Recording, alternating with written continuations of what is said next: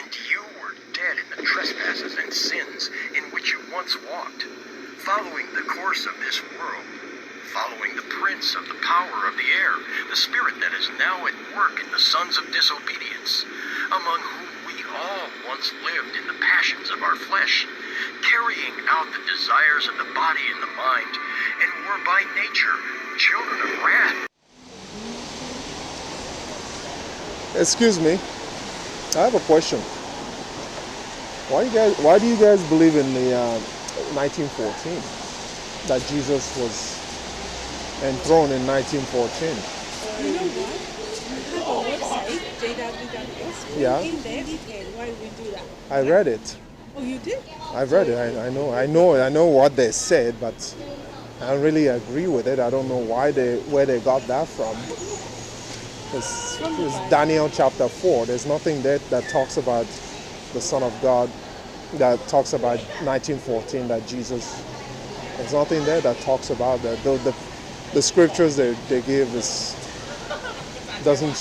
not accurate in the Bible. It is according to the Bible. But when before Jesus was born, Yeah. before he came to earth, Yeah. his disciples know exactly when he will be arriving. They were waiting for him. Why? Because of the prophecies. The same thing. But they didn't based mention on that- 1914. There was no such thing. Never explicitly mentioned. Yeah. Why were they expecting Jesus at that time when he was coming? Because it was prophesied in Daniel chapter 9. Exactly. Yeah, and that's what they were following. The day. They pinpointed the time of his arrival. Yeah, and it was right. It was accurate.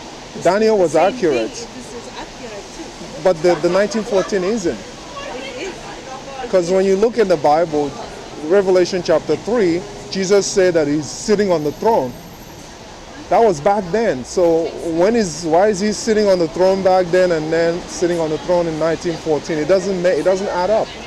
Read That's it why- again, that's- it adds up.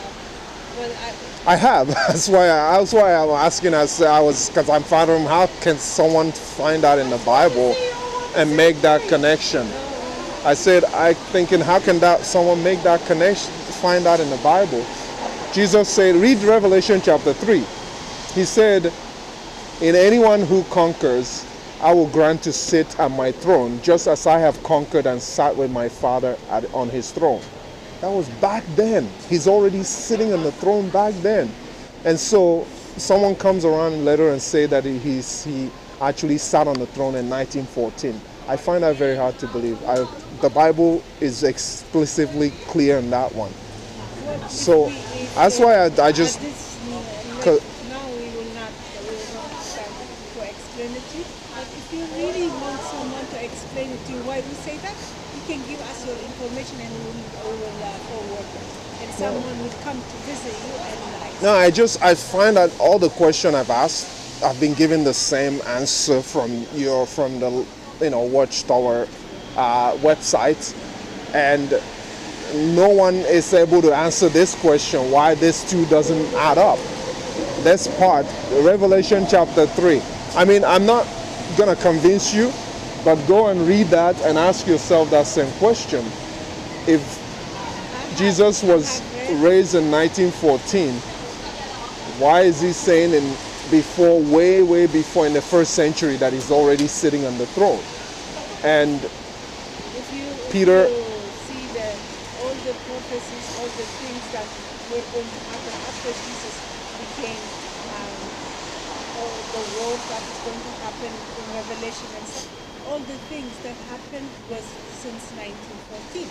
And no, the war has been happening before that. The plague. not in a large scale. In a large scale, it has been happening. The Roman Empire would have fight wars all the time, but I know they picked the war 19. I was talking about was the war in heaven. The war in heaven. Well, the devil was cast out of heaven. Exactly. But there's no significance of that with 1914 of Jesus reigning in heaven. You didn't read it. There is significance, so I would suggest that you would go and read back again. And in detail. In fact, there is also a video that you can look at it, and it will explain to you. I've researched all the stuff that I research about, and I think there's Don't look at it to find faults, but with an open mind, read it, and Well, it will explain. I did. I give it the benefit of the doubts. I lay the scriptures side by side. Daniel 14, chapter 4, never said anything about counting counting a day for a year, which is how they got to the number. By counting the time of Nebuchadnezzar when the tree was cut down and bound. In fact, Counting in from there- seven times. It was 7 years. 7 times will pass over you. And we know, according to the scripture, Nebuchadnezzar was mad for 7 years, and after 7 years, he was well again. And that was the 7 times that was mentioned here. But to say that 7 times counting a day for a year is kind of far-fetched for me. It's like somebody's trying to manipulate some dates there. That's my opinion. But if you think, look, compare Revelation chapter 3 and think and ask yourself whether 1914 really makes sense. I have, and I find it. I don't know how anyone can come to that conclusion. But again, hey, that's what I found. You can do the same research. But if you think, look, compare Revelation chapter 3 and think and ask yourself whether 1914 really makes sense. I have, and I find it. I don't know how anyone can come to that conclusion. But again, hey, that's what I found. You can do the same research and find for yourself. Have a good day. Okay. doing? All right.